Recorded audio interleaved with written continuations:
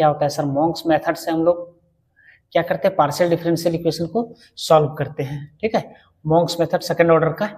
तो Monks method का use, Monks method क्या है इसके बारे में हम लोग जानेंगे। ठीक, देखिए मॉन्क्स मेथड ऑफ इंटीग्रेटिंग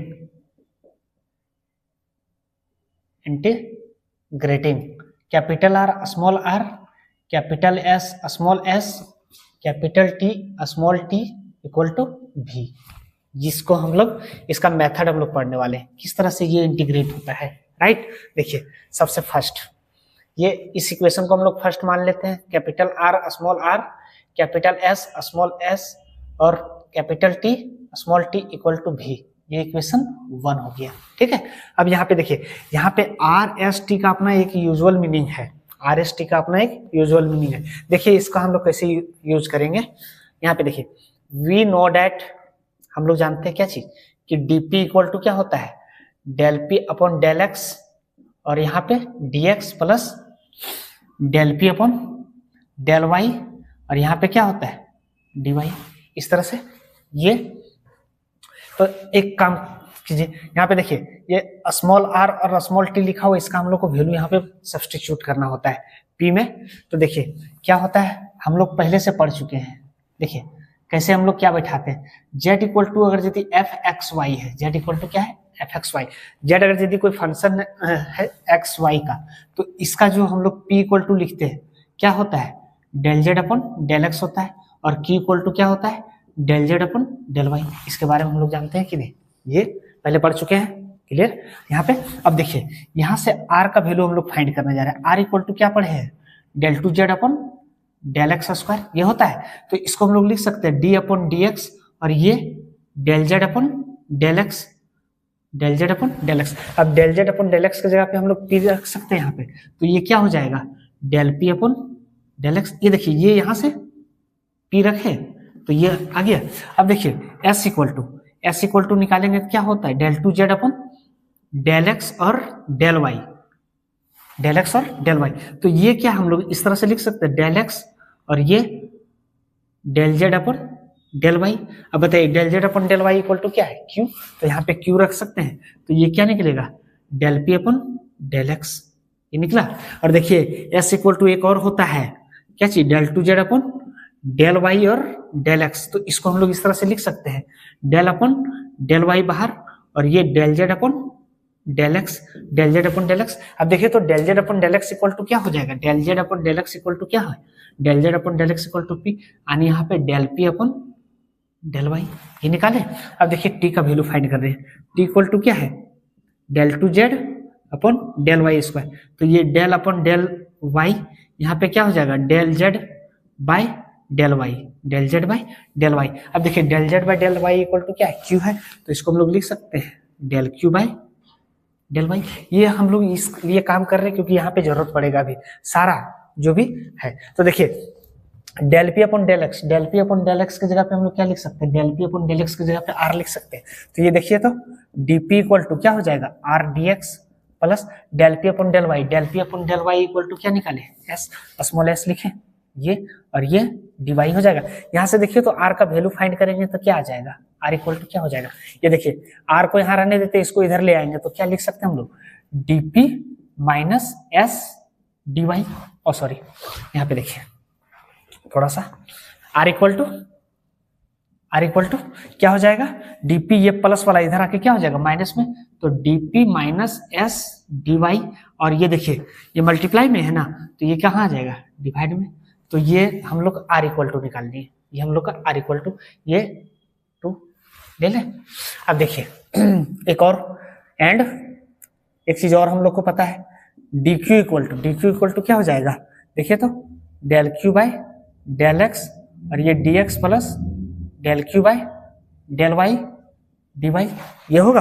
अब देखिए del Q del X, del Q del X, del Q del X, और यहाँ पे मिस्टेक हुआ है, ये del Z upon del Y equal to क्या है क्यू है ना, यहाँ पे देखिए ये तो इसके जगह पे हम लोग का क्या हो जाएगा यहाँ पे एस हो जाएगा S D X plus del Q del Y क्या है टी, तो ये टी डी वाई, यहाँ से हम लोग क्या करेंगे, यहाँ पे टी का वैल्यू फाइंड कर लेंगे। टी का वैल्यू देखिए तो क्या निकल जाएगा, यहाँ टी इक्वल टू ये प्लस वाला इधर आके क्या हो जाएगा माइनस, आने D Q minus S D X, D Q minus S D X divide bye ये वाई डी वाई हो जाएगा इस तरह से। तो ये हम लोग का थर्ड हो गया यहाँ पे। तो ये हम लोग का वैल्यू आर इक्वल टू निकालनी है, टी इक्वल टू निकालनी है, आर और वैल्यू का पुट कर देंगे इसमें फ्रॉम फर्स्ट में। तो देखिए तो, या फिर इक्वेशन नहीं लेते हैं इसको, आर और टी का वैल्यू लिखा हुआ है ना, इसका हम लोग वैल्यू यहाँ पे बैठाएंगे। देखिए put the value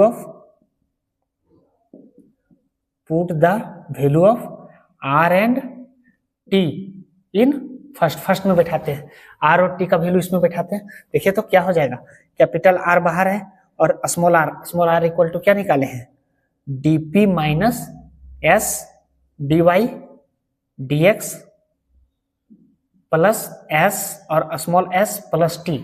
T equal to क्या है, कैपिटल टी के साथ में क्या है, D Q minus S D X divide by D Y equal to क्या है, भी है भी। अब यहां से देखिए ये दोनों का एलसीएम ले लें, अगर एलसीएम लेंगे तो क्या हो जाएगा, देखिए यहाँ पे एलसीएम लेंगे तो ये डी वाई इसके साथ गुना हो जाएगा और डी एक्स यहाँ गुना हो जाएगा और यहाँ पे डी एक्स डी वाई दोनों आ जाएगा। देखिए क्या करते हैं, ये पूरा क्या एलसीएम ले रहे हैं, डी एक्स और डी वाई। अब देखिए ध्यान से सुनिए, ये dx डिवाइड करेंगे dy आएगा, dy इसमें मल्टीप्लाई हो जाएगा, तो इसको क्या लिखेंगे, देखिए यहाँ पे आर डी पी, आर इसके साथ गुना हो गया और dy आएगा dy, फिर माइनस आर एस और ये क्या है dy और एक और dy आ जाएगा, तो क्या लिख सकते हैं हम लोग, dy स्क्वायर लिख सकते हैं ये चीज, plus capital S small S. अब यहाँ पे dx और dy दोनों गुना हो जाएगा, ये dx dy प्लस t है, t के साथ में गुना करेंगे इसका तो क्या हो जाएगा, t डी क्यू। अब देखिए ये dx गुना हो जाएगा यहाँ पे dx राइट, फिर माइनस t को s के साथ गुना करेंगे तो ts और ये dx। अब यहाँ पे dx गुना हो जाएगा तो क्या आ जाएगा, dx का स्क्वायर लिख सकते हैं इक्वल टू भी, इसको उधर मल्टीप्लाई कर देंगे तो यहाँ पे देखिए r dp dy माइनस, जिसमें इसमें s नहीं उसको एक साथ रखना है हम लोग को, ये पहले हम लोग इसको अरेंज कर लेते हैं, ये dy स्क्वायर हो गया और यहाँ पे कैपिटल s स्मॉल s और ये dx dy, फिर यहाँ पे प्लस t dq dx और ये माइनस ts dx स्क्वायर। और ये देखिए इसको साथ में मल्टीप्लाई करेंगे, इधर प्लस में इधर आके क्या हो जाएगा माइनस में, तो इसको लिख सकते हैं माइनस भी dx dy इक्वल टू 0। यहां तक में कोई डाउट है, देखिए है ना। अब क्या ध्यान रखना है, जिसमें जिसमें s वाला टर्म है उसको एक साथ रखेंगे और जिसमें इसमें s वाला टर्म नहीं है उसको एक साथ रखेंगे। तो देखिए यहाँ पर s है, यहाँ पे भी s है स्मॉल s और यहाँ पे भी स्मॉल s है, तो एक साथ रखेंगे और जो भी बिना स्मॉल s का है वो उसको एक साथ रखेंगे। तो देखिए इसको क्या लिखेंगे, R D P D Y हो गया। अब देखिए यहाँ पे ऐसे क्या नहीं है तो इसको लिखेंगे plus D Q D x लिखेंगे और फिर यहाँ पे भी नहीं है तो इसको भी लिखेंगे minus D X D Y, ये एक साथ हो गया। अब देखिए s यहाँ पे भी है, s यहाँ पे भी है और s यहाँ पे भी है, तो यहाँ पे माइनस में है तो माइनस कॉमन ले लेते हैं हम लोग, माइनस s कॉमन ले लेते हैं, क्या हो जाएगा देखिए तो r dy स्क्वायर हो जाएगा और फिर यहाँ पे माइनस कॉमन नहीं है तो यहाँ पे माइनस लिखेंगे, माइनस कैपिटल s बाहर चला गया है, s बाहर गया है तो क्या हो जाएगा ये dx dy आया और फिर यहाँ से s बाहर चला गया, माइनस गया है तो प्लस हो जाएगा, ये minus t dx square equal to 0। इस तरह से लिखेंगे। यहाँ से हम लोग को क्या मिलेगा, मोंक्स सब्सिडरी इक्वेशन मिलेगा, मोंक्स सब्सिडरी इक्वेशन मिलेगा। तो ये चीज समझ में आ गई है ना, लिख लिए इसको, तो उसको मिटाए। यहाँ पे देखे कैसे हम लोग मल्टीप्लाई किए हैं, सो क्लियर। इसको मिटा देते हैं। हाँ देखिए ये ये हम लोग प्रोसीजर पढ़ रहे हैं कि मॉन्क्स मेथड से अगर यदि क्वेश्चन बनाने दिया हुआ रहेगा तो हम लोग को क्या क्या फाइंड करना है। यहाँ पे एक चीज ध्यान रखना है कि आर और टी का वैल्यू को ये चीज तो क्वेश्चंस में यूज ही करना है, ठीक है। तो यहाँ पे निकल गया। अब यहाँ पे लिखेंगे the Monge's subsidiary equation are, Monge's subsidiary equations are. Monge's subsidiary equations क्या क्या हो जाएगा ये लिखेंगे। क्या है देखिए, R DP D Y plus T D Q D X minus B D X D Y equal to 0। ये हम लोग इक्वेशन 2 ले लेते हैं। और देखिए तो नेक्स्ट ये वाला क्वेश्चन, ये वाला and R D Y square minus capital S D X D Y plus T D X square equal to 0। ये हम लोग 3, राइट। यहाँ पे देखिए ये हो गया। तो यहाँ पे आर और टी का वैल्यू बैठाने के बाद ये हम लोग का मॉन्क्स सब्सिडरी इक्वेशन मिल गया। मॉन्क्स सब्सिडरी इक्वेशन के बाद हम लोग क्या करते हैं, ये जो एस वाला टर्म के साथ में जो मल्टीप्लाई रहेगा ये फैक्टर में टूटेगा, 2 लीनियर फैक्टर में तोड़ेंगे हम लोग इसको। तो देखिए फ्रॉम 3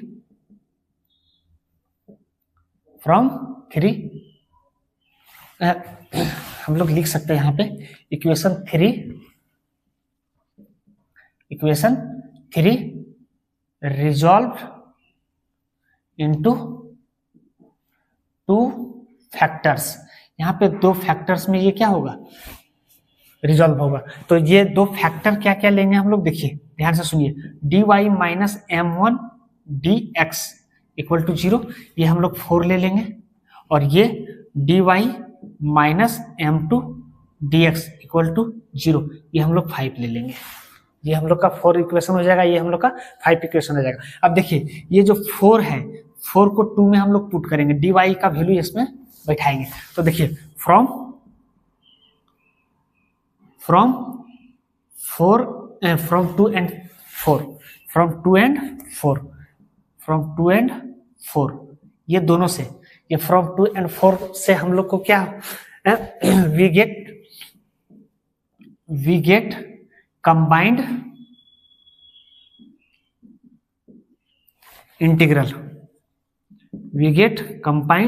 इंटीग्रल, हम लोग को 2 इंटीग्रल मिलेगा। क्या चीज, एक u1 ले लेते हैं जो a1 के बराबर हो जाएगा, और एक v1 ले लेते हैं जो कि b1 के बराबर हो जाएगा। 2 इंटीग्रल हम लोग को मिलेगा ये दोनों का कंबाइंड करने के बाद। तो u1 और v1 निकल गया। u1 और v1 यहाँ पे हम लोग को क्या करना है, u1 और v1 को कंसीडर करना है। नाउ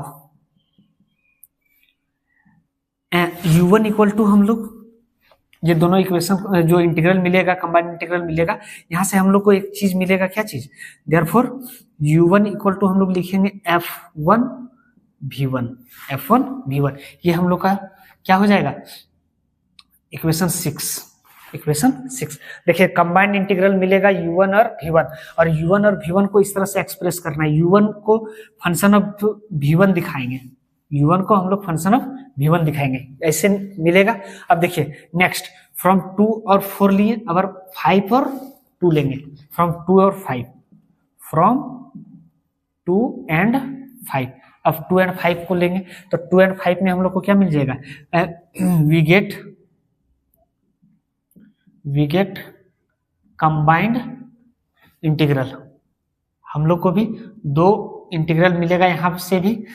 तो हम लोग क्या मान लेंगे इसको, u2 बराबर a1 और v2 बराबर b1, ये मान लेंगे। देयरफॉर यहाँ से u2 इक्वल टू क्या हो जाएगा, f2